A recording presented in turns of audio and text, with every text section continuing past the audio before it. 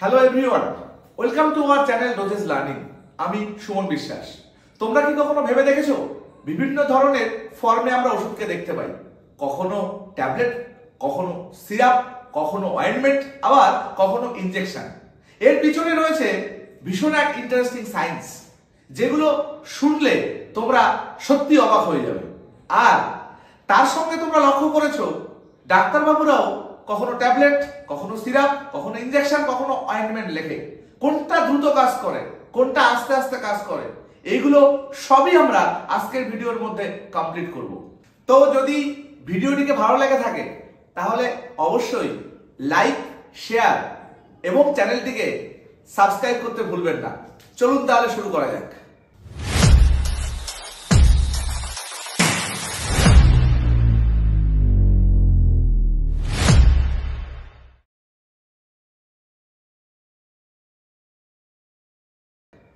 তো প্রথমেই doses form কাকে বলে এটা আমাদেরকে জানতে হবে। ডোজেস ফর্ম হলো কোন একটা ফর্মুলেশন যে মাধ্যমের উপরে পেশেন্টের শরীরে গিয়ে কাজ করে, তাকেই আমরা বেসিক্যালি ডোজেস ফর্ম বলে থাকি। এবং এই যে ডোজেস ফর্ম, এর পারপাস কি আছে, আমরা কেনই বা এই ডোজেস ফর্মকে ক্লাসিফিকেশন করি বা ডোজেস ফর্ম তৈরি করি, তার কি পারপাস? প্রথম পারপাস হচ্ছে অ্যাকুরেট ডোজ, মানে সঠিক পরিমাণে ওষুধ পেশেন্টের কাছে পৌঁছে দেওয়া। এটা হচ্ছে ডোজেস ফর্মের প্রথম পারপাস। সেকেন্ড হচ্ছে প্রোটেকশন অফ ড্রাগ। ড্রাগগুলো অনেক সময় বিভিন্ন কারণে নষ্ট হয়ে যায়। ডোজেস ফর্ম এমন ভাবে ডেভেলপ করা হয় যাতে করে ওই ড্রাগটাকে আমরা সেভ রাখতে পারি, ওই ড্রাগটাকে আমরা সঠিকভাবে সঠিক সময়ে শরীরের মধ্যে গিয়ে কাজ করাতে পারি। Masking unpleasant properties. অনেক সময় অনেক ড্রাগের টেস্ট বিটার হয়, মানে তিতো হয়। সেইটা পেশেন্ট যদি খায় অনেক সময় তার ভমিটিং হতে পারে, সেটাকে আমরা মাস্ক করে দিতে পারি তার টেস্টটাকে। অনেক ড্রাগ দেখতে প্রচন্ড বাজে কালারের হয়, সেই কালারটাকে আমরা মাস্ক করে নিউ কালার তার মধ্যে অ্যাড অন করতে পারি। এই সমস্ত অনেক সময় অনেক গন্ধ খারাপ হয়, অনেক স্মেল খারাপ হয় অনেক ড্রাগের, সেটাকে আমরা মাস্ক করে নিউ স্মেল ওর সঙ্গে অ্যাড অন করতে পারি, ফ্লেভার অ্যাড অন করতে পারি। কন্ট্রোল রিলিজ, এটা ভীষণ এক সায়েন্সের ব্যাপার যে কন্ট্রোল রিলিজ। সেটা হচ্ছে কি, ড্রাগটা বা শরীরের মধ্যে যে মলিকুলসটা গিয়ে কাজ করবে সেটা স্লোলি আস্তে আস্তে কাজ করবে, সেটা কিন্তু আমরা এই ডোজেস ফর্মের যে কন্ট্রোল রিলিজ ফর্মের মধ্যে আনতে পারি। ইজি অ্যাডমিনিস্ট্রেশন, আমাদের মাথায় রাখতে হয় এই ডোজেস ফর্ম ফর্মুলেশনের সময় যে এটাকে ইজি অ্যাডমিনিস্ট্রেট করা যাচ্ছে কিনা, মানে ইজিলি নেওয়া যাচ্ছে কিনা। ইমপ্রুভ পেশেন্ট কমপ্লেইন্স, এছাড়াও পেশেন্টের কি কি সুবিধা অসুবিধা হচ্ছে সেই জিনিসগুলোকেও কিন্তু নজর দেওয়া হয়। টার্গেটেড ড্রাগ ডেলিভারি, বিভিন্ন অর্গান স্পেসিফিক সেই অর্গানের মধ্যে গিয়ে ড্রাগ কাজ করবে, তার জন্য কিন্তু টার্গেটেড ড্রাগ ডেলিভারিও এটার পারপাসের মধ্যে অন্যতম একটা কারণ। এরপরে যেটা আমরা আসবো সেটা হলো basic components of doses form. মানে একটা ডোজেস ফর্ম তৈরি করতে গেলে কি তার বেসিক কম্পোনেন্ট থাকে। প্রথম যেটা থাকে, যেটা না হলেই নয়, সেটা হলো এপিআই, অ্যাক্টিভ ফার্মাসিউটিক্যাল ইনগ্রেডিয়েন্টস, যেটাই কিন্তু হিরো ইনগ্রেডিয়েন্টস, মানে এটার মাধ্যমেই কিন্তু ড্রাগ কাজ করবে বা ড্রাগ আলটিমেটলি ওই API.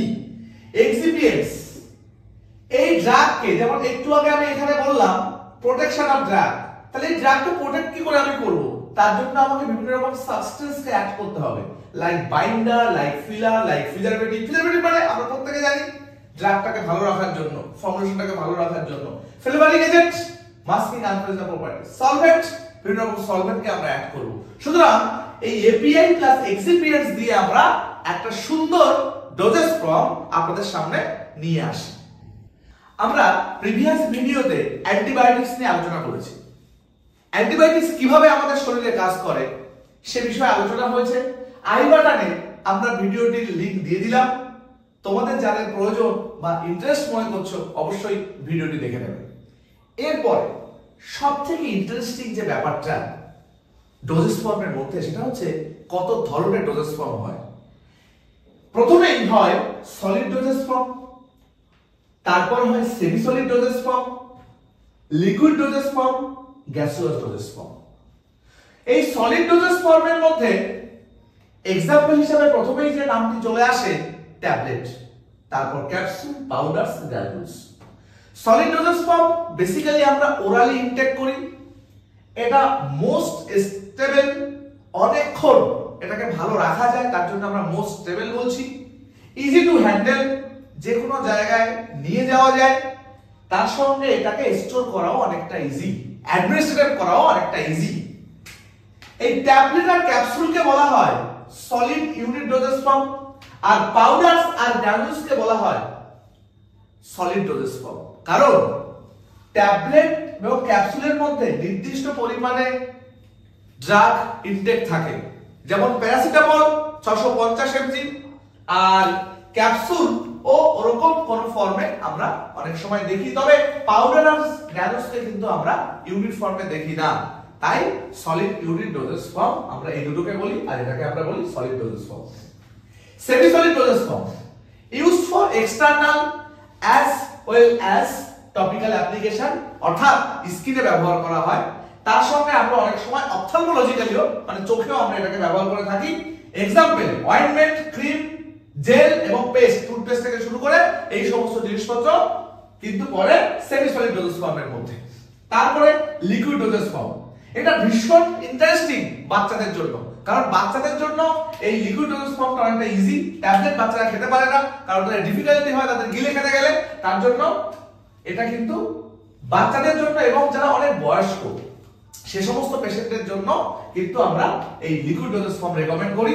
Solution, syrup, emulsion, suspension, এই ইমালশন সাসপেনশনে ইন্টারেস্টিং ব্যাপার, বাইফিজিক লিকুইড ডোজেস ফর্ম, এরকম সব ব্যাপার স্যাপার রয়েছে। তারপর যেটা আসে সেটা হচ্ছে গ্যাসিওলাস ডোজেস ফর্ম।